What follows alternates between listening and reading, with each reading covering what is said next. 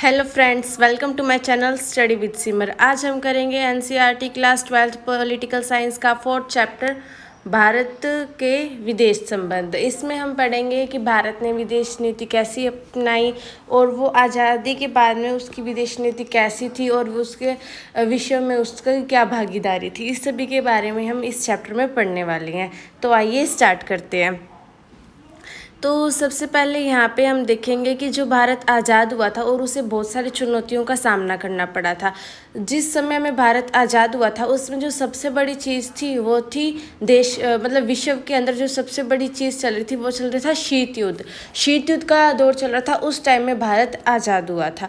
अब आपके लिए एक नया वर्ड होगा शायद, शीत युद्ध। तो इसके बारे में मैं आपको थोड़ा सा बता देती हूँ कि जो द्वितीय विश्व युद्ध समाप्त हो गया था, यानी सेकेंड वर्ल्ड वार जब ख़त्म हो गया था, मतलब सेकेंड वर्ल्ड वार की अवधि कितनी थी, 1939 से लेकर 1945, यानी जब ख़त्म हुआ था, यानी 1945 से और सोवियत संघ के विघटन तक, यानी जब सोवियत संघ के बहुत सारे टुकड़े हो गए थे, वो 1991 तक का जो बीच का दौर है, इसे शीत युद्ध के नाम से जाना जाता है। तो बात आती है इसमें ऐसा क्या खास हुआ था जो इसे शीत युद्ध के नाम से जाना जाता है। इसमें क्या हुआ था कि दो महाशक्तियाँ, एक तो है यूएसए यानी यूनाइटेड स्टेट ऑफ अमेरिका और दूसरी है यूएसएसआर यानी सोवियत संघ। इन दोनों महाशक्तियों के बीच में टकराव की स्थिति रही थी। इस कारण से क्या हुआ था कि ऐसे लग रहा था कि बस अभी युद्ध होने ही वाला है, लेकिन युद्ध हुआ नहीं था। यानी ये जो युद्ध की स्थिति रही थी, सभी को डर रहा था, सभी के मन में जो चिंता रही थी उसे शीत युद्ध के नाम से जाना जाता है। यानी युद्ध हुआ नहीं था लेकिन युद्ध जैसी स्थिति बनी रही थी, यही शीत युद्ध है। और इसमें हम जानते हैं, यानी अगर आपने दूसरी बुक का फर्स्ट चैप्टर नींव पढ़ा है तो आपको इतना नींव पता होगा। इस कारण से मैं इसमें आपको थोड़ा सा बता रही हूँ इसके बारे में कि जो शीत युद्ध हुआ था उसमें जो विश्व था वो दो खेमे में बंट गया था। जैसे कि मैंने बताया कि दो महाशक्तियाँ थी पूरे विश्व के अंदर, एक तो यूएसए और दूसरी थी यूएसएसआर। यूएसएसआर मतलब सोवियत संघ। एट प्रेजेंट में उसके बहुत सारे टुकड़े हो गए, जैसे रूस, बेलारूस, बहुत सारे इसके टुकड़े हो गए हैं। उस टाइम में यूएसए और यूएसएसआर था और फिर इन दोनों महाशक्तियों के बीच में टकराव की स्थिति थी।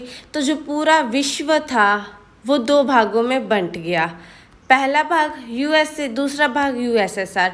अब विश्व के कुछ देश तो चले गए यूएसए की तरफ कि हम तो भाई इसकी साइड में है, कुछ देश चले गए यूएसएसआर की तरफ, थोड़े देश कहते हैं कि हम तो सोवियत संघ की तरफ में हैं। तो इसमें जो भारत ने कौन से देश को चुना या फिर कौन से देश को नहीं चुना या फिर किसी को ही नहीं चुना, भारत ने ऐसी क्या स्थिति की और कौन सी नीति अपनाई, इस बारे में पहली बात तो ये आती है क्योंकि जैसे ही भारत आज़ाद हुआ था वो शीत युद्ध के दौर में आज़ाद हुआ था। तो सबसे पहले बात क्या थी कि शीत युद्ध में वो कौन से खेमे को यानी कौन से गुट को चुनने वाला है। तो इसमें हम ये पढ़ने वाले हैं आज के पार्ट में, ये पार्ट 1 है। पार्ट 1 में हम यही पढ़ेंगे कि उसने कौन से खेमे को चुना या किसी को नहीं चुना तो उसने कौन सी नीति अपनाई, ये सब आज हम इसमें पढ़ने वाले हैं। तो अब मैं सेकंड पेज निकालूं तो यहाँ पे लिखा हुआ है गुट निरपेक्ष की नीति। तो भारत ने उस टाइम में गुट निरपेक्ष की नीति अपनाई। अब ये गुट निरपेक्ष की नीति क्या है? गुट निरपेक्ष नाम से ही पता चल रहा है कि गुट मतलब खेमा या फिर गुट भी समझ सकते हैं, निरपेक्ष मतलब किसी का भी पक्ष न लेना, किसी भी गुट का पक्ष न लेना या किसी भी खेमे का पक्ष न लेना, ये गुट निरपेक्ष की नीति हो जाएगी। यानी भारत ना तो यूएसए की तरफ गया और ना ही यूएसएसआर की तरफ गया, इसकी तरफ भी नहीं गया और इसकी तरफ भी नहीं गया, भारत दोनों की तरफ नहीं गया। इसका मतलब ये नहीं कि भारत में जो विश्व में कोई भूमिका नहीं निभाई, ऐसी बात नहीं है। भारत ने विश्व में भूमिका निभाई लेकिन वो किसी भी गुट की तरफ में नहीं गया, किसी गुट की तरफदारी उसने नहीं की। भारत ने विश्व में भूमिका निभाई थी, ये हम आगे पढ़ेंगे। इससे पहले ये पॉइंट दिया हुआ है एक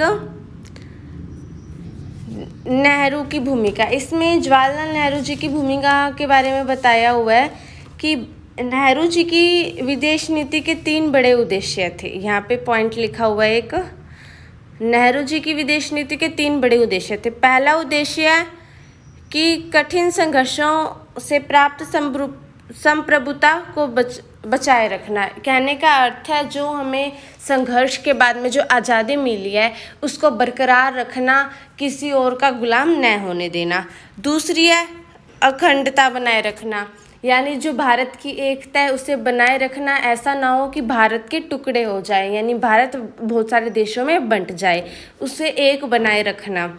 और तीसरी थी तेज रफ्तार के साथ में आर्थिक विकास करना। आर्थिक विकास की भी एक महत्वपूर्ण चुनौती थी, ये हमने पहले पढ़ लिया है आर्थिक विकास वाला।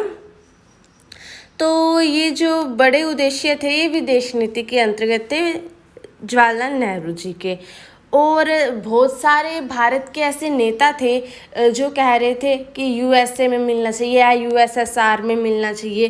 तो जैसा कि हम यहाँ पे देख रहे हैं, कुछ पार्टियाँ ऐसी थी जो कह रही थी कि अमेरिकी खेमे में मिलना चाहिए। उनके कहने के पीछे क्या था कि लोकतंत्र के हिमायती के रूप में थी, मतलब उनके कहने के पीछे था कि यहाँ पे लोकतंत्र है। और जैसे कि इसमें भीमराव अंबेडकर भी थे, वो भी इसमें शामिल थे कि वो भी कह रहे थे कि हमें अमेरिकी खेमे के अंदर मिल जाना चाहिए शीत युद्ध के टाइम में। और बहुत सारे जो लोग थे जो साम्यवाद के विरुद्ध थे। साम्यवाद आपको पहले भी बता चुकी हूँ मैं कि साम्यवाद का मतलब क्या होता है कि जो भी उद्योग वगैरह होंगे या फिर जो भी चीज़ होगी वो सारे सरकार के अंडर में आएगी, निजी क्षेत्र के अंडर में कुछ नहीं आएगा, वो हो जाएगा साम्यवाद वाला। तो जो साम्यवाद के विरुद्ध थे, यानी जो कहते थे कि पूंजीवादी होना चाहिए देश को, पूंजीवादी मतलब सारे उद्योग धंधे सब कुछ निजी क्षेत्रों के हाथ में होने चाहिए। इस कारण से जो कहते थे कि जो साम्यवाद के विरुद्ध थे और पूंजीवाद के साथ थे, तो वो अमेरिका के पक्ष में थे कि कहते अमेरिका में मिल जाना चाहिए, क्योंकि जो यूएसए है वो पूंजीवाद देश का एक अच्छा उदाहरण है। और यही लड़ाई थी कि यूएसए था वो पूंजीवादी था और यूएसएसआर था वो साम्यवादी था। दोनों में टकराव था कि कौन सी शक्ति ज़्यादा अच्छी है। और फिर यहाँ पे लिखा हुआ है दोनों खेमे से दूरी।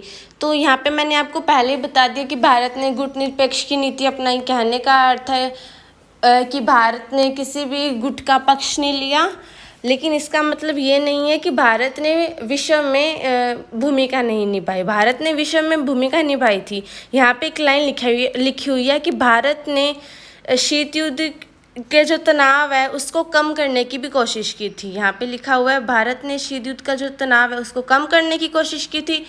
और संयुक्त राष्ट्र संघ यानी यूएनओ के शांति अभियान में अपनी सेना भी भेजी थी, यानी शांति के लिए किया था, लड़ाई को बढ़ावा नहीं दिया। और इसी टाइम में क्या हुआ था कि जो अमेरिका है उसने तो नाटो का संगठन बना लिया था, और जो सोवियत संघ है उसने इसके विरुद्ध में वार्सा पैक्ट का संधि संगठन बना लिया था। और जो ब्रिटेन है उसने स्वेज नहर के मामले को लेकर मिस्र पर ना आक्रमण कर दिया, तो इसलिए भारत ने भी कहा कि आक्रमण नहीं करना चाहिए, भारत ने उसका विरोध किया। और यहाँ पे बात आती है कि उस टाइम में क्या हुआ था, जो पाकिस्तान था वो अमेरिका के साथ मिल चुका था, यानी अमेरिकी खेमे में वो जा चुका था। तो फिर ये यहाँ पे भी एक स्थिति हमें देखने को मिलती, क्योंकि पाकिस्तान भारत के विरोध में है और फिर वो अमेरिका में मिल गया, तो इस कारण से अमेरिका भारत से थोड़ा नाराज़ हो गया। ये भी हमें यहाँ पे स्थिति देखने को मिल जाती है। और आगे हमारे यहाँ पे लिखा हुआ है अफ्रीको एशियाई एकता। अफ्रीको एशियाई एकता में हम देखते हैं कि जो नेहरू जी हैं, यहाँ पे लिखा हुआ है नेहरू के दौर में भारत ने एशियाई और अफ्रीका के नव स्वतंत्र देशों के साथ संपर्क किया। जो नेहरू जी थे उन्होंने अफ्रीका और एशिया के नव स्वतंत्र यानी जो नए नए देश आज़ाद हुए थे, उपनिवेश के चंगुल से जो बच्चे थे बाहर निकले थे, उनके साथ नेहरू जी ने संपर्क किया। और साथ ही साथ यहाँ पे ये भी लाइन लिखी हुई है कि जो 1947 की जो मार्च है उसमें एशियाई संबंध सम्मेलन भी हुआ था। यहाँ पे तारीख देखिए आप, 1947 का मार्च। यहाँ तक अभी भारत को आज़ादी नहीं मिली थी।